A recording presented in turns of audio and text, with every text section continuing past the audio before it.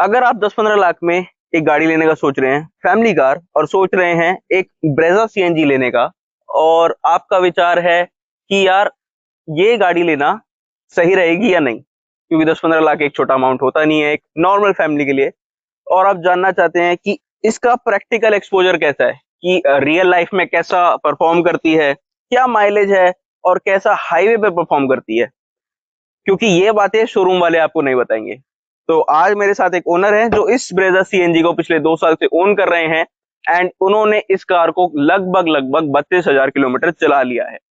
तो उनसे हम जानेंगे ये सारी चीजें कि हाईवे पे कितनी प्रैक्टिकल है, कंफर्ट है या नहीं, फैमिली अगर न्यूक्लियर है तो कैसे इसमें ट्रैवल कर सकते हैं हम, और फुल टैंक में कितना चलती है। तो दोस्तों, मैं आपका स्वागत करता हूं अपने YouTube चैनल जो कि है मोटर वर्डिक्ट। मेरा नाम है देवांशु शर्मा, और चलिए स्टार्ट करते हैं वीडियो। हेलो भाई, नमस्कार। तो नमस्कार। क्या नाम है आपका? जी, मेरा नाम कमल किशोर है। अच्छा जी। तो सर, मैं इसके बारे में पूछना चाहूंगा, इस प्यारी सी गाड़ी ब्रेजा सीएनजी के बारे में, कि आपने ब्रेजा सीएनजी ही क्यों प्रेफर करी, और इसके लेते समय आपने कोई और गाड़ी कंसीडर करी थी या नहीं? हाँ, तो बेसिकली हम लोग बहुत सारे शोरूम में गए थे, ठीक है, चाहे टाटा हो, टाटा का हमने बहुत सारी गाड़ी देखी थी। इसके अलावा हम इओन में भी गए, इसके अलावा हम बहुत सारी अदर वेरिएंट कंपनी में भी गए। उसके बाद फाइनलाइज ये इसलिए करी क्योंकि उस टाइम पे हमें एक चाहिए थी जो हम मतलब बेसिकली इससे पहले हमारे पास स्विफ्ट डिजायर थी, तो हमें चाहिए थी थोड़ी सी अपग्रेड मॉडल हो, मतलब जो कि डीजल थी, स्विफ्ट डिजायर डीजल थी। हमारे पास डीजल थी, उसका भी अच्छा फीडबैक रहा हमारे साथ, क्योंकि वो गाड़ी हमने, ठीक है। तो उसके बाद हमारे पास हमने ये गाड़ी इसलिए ली कि हमें चाहिए थी एसयूवी वेरिएंट के अंदर, ठीक है। तो थोड़ी सी गाड़ी ऊंची हो और कंफर्टेबल भी हो। तो कंफर्टेबल के तौर पे हमने गाड़ी ली थी ताकि इंसान 600,000 किलोमीटर भी गाड़ी चला तो थके ना, इस पर कॉन्सेप्ट से हमने गाड़ी ली थी। Okay sir. तो अब मैं पूछना चाहूंगा कि जब आपने ये परचेज करी तो आपको कितने की पड़ी थी उस टाइम पे, 2 साल पहले? 2 साल पहले हमने जब ये गाड़ी ली थी हमें अप्रोक्सीमेटली 12 लाख रुपए अराउंड पड़े थे ऑन रोड। 12 लाख हमें गाड़ी पड़ी थी, जो बाकी मतलब टोटल अगर देखा जाए विद लोन लेंगे तो आपको ये 16 लाख के अराउंड पड़ेगी। अच्छा। तो सर, अब मैं ये पूछना चाहूंगा कि इसका माइलेज, क्योंकि सीएनजी गाड़ी अगर कोई बंदा लेता है तो उसकी प्रेफरेंस माइलेज होती है। डेफिनेटली। तो ये सिटी में कितना माइलेज देती है और हाईवे पे कितना माइलेज देती है? तो बेसिकली इसमें सिंपल सा कॉन्सेप्ट है कि क्योंकि ये गाड़ी 1500 सीसी के अराउंड है, तो माइलेज तो उस हिसाब से देगी नहीं जिस हिसाब की आपको रिक्वायरमेंट होगी। और इसके अलावा हमारा जो है पेट्रोल तो हमारा इसके अंदर हमेशा फुल रहता है, और बाकी सीएनजी के अंदर माइलेज जो आपको जो मिलती है इसके अंदर कम से कम एक टंकी में आपको 120-130 के अराउंड आपका किलोमीटर निकल जाता है। ये सिटी में आप बता रहे हैं, हाईवे पे? ये बहुत ही मानो आप, क्योंकि इतना ही रहता है 120 और 150। हाँ जी, 120-130 के अराउंड। अच्छा, 150 भी टच नहीं होता तो फिर यार इसकी इतनी माइलेज है नहीं। हाँ। जितनी हम सोच सकते हैं एक बंदा सोचे। तो और इसकी, जैसे आपने 30,000 किलोमीटर 32,000 किलोमीटर आप कह रहे हैं आपने चला दी है, अभी तक आपने इसको सर्विस से क्या आपका क्या एक्सपीरियंस रहा है? क्या मेजर सर्विस की अभी तक कोई हुई है, उसके बारे में बताइए। सर्विस तो आपको बताऊं, सिर्फ इसके अंदर हमने सिर्फ जो होता है जो बेसिक जो सर्विस होती है हमने वही कराई है, ठीक है। इसके अलावा जो रही बात कंपनी की, मारुति सुजुकी कंपनी की ऐसी कंपनी रही है आज तक के हमारे फीडबैक में जिसने हमें हर चीज से सेटिस्फाई रख रखा है, और हर चीज में हमें सर्विस हमें टाइम पे मिलती है। और हमारे जो क्या बोलते हैं, जहाँ पे सर्विस सेंटर होते हैं वहाँ पे हमें बहुत अच्छे रेस्पॉन्स मिलता है। कहीं भी कोई दिक्कत आती है हमारी पूरी तरीके से हेल्प मिलती है इसमें। अच्छा। इसलिए मुझे ये कंपनी और अच्छी लगती है। अच्छा।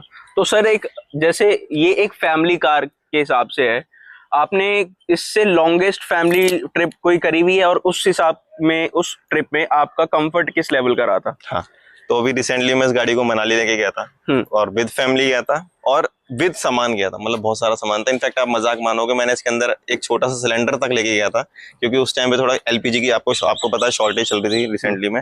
तो उस टाइम पे भी हमने इसका बहुत यूज किया। कंफर्ट जोन इतना है कि आप 600 से 700-800 किलोमीटर भी बिना थके गाड़ी चला सकते हो, इतना कंफर्ट है। दूसरा, फैमिली के साथ जाओगे, फैमिली फुल कंफर्ट में रहती है, कोई दिक्कत नहीं आती। सीटों के अंदर बहुत अच्छी इन्होंने वो दे रखी है, कंफर्टनेस दे रखी है, और जो लोग बैठ के जाते हैं उन्हें फील नहीं होता कि हम इतने 500-1000 किलोमीटर की गाड़ी हमारी चल चुकी है। अच्छा। तो सर, एक बात और है, जैसे आप कह रहे हैं आपने मनाली इसको लेके गए, तो स्टिफ रोड्स पे या थोड़ा ऑफ रोडिंग वाली जगह पे ये कैसी है, कैसा परफॉर्म करती है? भाई मैं आपको सही बता रहा हूँ, चाहे आप कैसे भी रोड क्यों ना हो, गाड़ी आपका साथ नहीं छोड़ेगी। जैसा आप कहोगे वैसे चल देगी, मना नहीं करेगी। अच्छा। और एक बात और, कि जैसे हम इसको किसी भी ऐसी जगह पे लेके जाना चाहें जहाँ पे पिकअप हमारे को बहुत ज्यादा मेजर करना है, जैसे आजकल अगर हम जैसे सिंगल लेन पे चले और हमारे को ओवरटेकिंग करनी है, तो ओवरटेकिंग और पिकअप इसका हाईवे पे कैसा है? मैं आपको बताता हूँ, जितनी भी 1000 सीसी से नीचे की गाड़ियां हैं उनका पिकअप थोड़ा सा स्लो है, बट जैसे आप 1500 सीसी क्रॉस करते हो उस टाइम पे आपको पिकअप बेस्ट मिलता है। लेकिन बीइंग अ सीएनजी, मैं ये सवाल आपसे आपको फील ही नहीं होगा आप सीएनजी गाड़ी चला रहे हो। अच्छा, ऐसा फीडबैक है इसका। तो जैसे आपने डीजल भी चलाया है इससे पहले, काफी चलाई वो गाड़ी भी, तो इस उसमें और इसमें क्या आपको मेजर फर्क सिर्फ लगा? फर्क इतना है, आप पंजा दबाओगे डीजल का इंजन फट से नहीं भगेगा, इसको दबाओगे बस हल्का सा 1 सेकंड या 2 सेकंड का गैप लगेगा। अच्छा, तो सर एक बात और कि अगर आज की डेट में आपके पास 10-15 लाख रुपए होते तो आप स्टिल इसी गाड़ी को कंसीडर करते या आपकी चॉइस कुछ और होती? देखो, आपको पता है मार्केट में कभी भी सिनेरियो चेंज हो जाते हैं। जैसे ये गाड़ी है, इसके बाद विक्टोरियस आ गई तो लोगों ने विक्टोरियस को प्रेफर करना शुरू कर दिया, बट क्योंकि उसका जो सीएनजी किट थी वो नीचे आने लग गई, तो इसलिए ऑप्शन तो चेंज होते रहते हैं इसके लिए। लेकिन अब जैसे ब्रेजा का फेसलिफ्ट आने वाला है और उसमें भी कह रहे हैं कि अंडर बॉडी सीएनजी होगी, तो क्या आप उसको तब कंसीडर करते? हाँ, क्यों नहीं, क्यों जरूर करते। या आप विक्टोरियस की तरफ जाते? नहीं, विक्टोरियस की तरफ नहीं जाते, क्योंकि हमारा जो है, क्योंकि हमारा क्या है, ब्रेजा है, और ब्रेजा का आपको पता है पहले विटारा ब्रेजा, ठीक है, फिर ग्रैंड विटारा अलग हो गई, फिर ब्रेजा अलग हो गई, और बेस्ट पार्ट इस गाड़ी का क्या है, आपको पता नहीं लगा कि आपने कौन सा मॉडल ले रखा है, चाहे बेस हो चाहे हाई हो। ब्रेजा के एक बेनिफिट और लगता है, सिर्फ आपको गाड़ी के पीछे ब्रेजा ही दिखेगा, वो नहीं दिखेगा VXI, LDI, LXI, कुछ नहीं दिखेगा आपको। ये बेस्ट पार्ट लगा इस गाड़ी का मेरे को। अच्छा, तो सर एक बार आप मेरे को इसका बूट खोल के दिखाएंगे कि इसमें कितना स्पेस बचता है? देखो भाई, टैंक लगने के बाद स्पेस तो इसके अंदर खत्म ही मान लो, ज्यादा स्पेस है नहीं।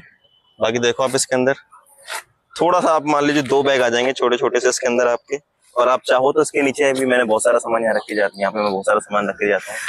इसके अलावा ये भी हम इसे हटा देते हैं अगर हमें जरूरत पड़ती है, तो वैसे हटा नहीं, क्योंकि ज्यादा रिस्क लेता मैं इसके अंदर। तो ये स्पेस हमें इतना मिल जाता है कि यहाँ पे आराम से मैं अपना कुछ भी सामान यहाँ पे रख सकता हूँ। तो मतलब स्पेस तो इसमें सिलेंडर लगने के बाद ना के बराबर ही है। हाँ। लेकिन स्टिल ठीक है, अगर आप कह रहे हैं आपने मनाली तक विद सिलेंडर।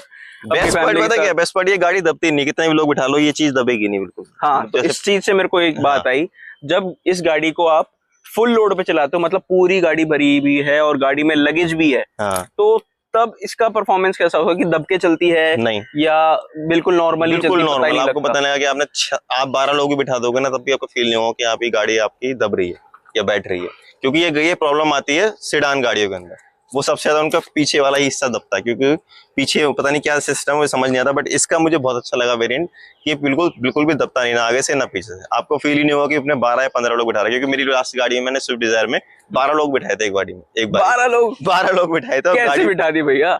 मतलब एक के ऊपर एक जैसे बैठते हैं वैसे। तो फिर तो गाड़ी दबेगी, ये तो पूरी दब गई थी उस टाइम में। मेरा ऐसा लगा यार ये क्या हो रहा है। तो उसके बाद हमने इसमें भी ट्राई करके देखा था, लास्ट में 12 तो नहीं बैठे इसके अंदर, बट 8-9 लोग, सॉरी 6-7 लोग बैठे थे, तब भी गाड़ी नहीं दबी।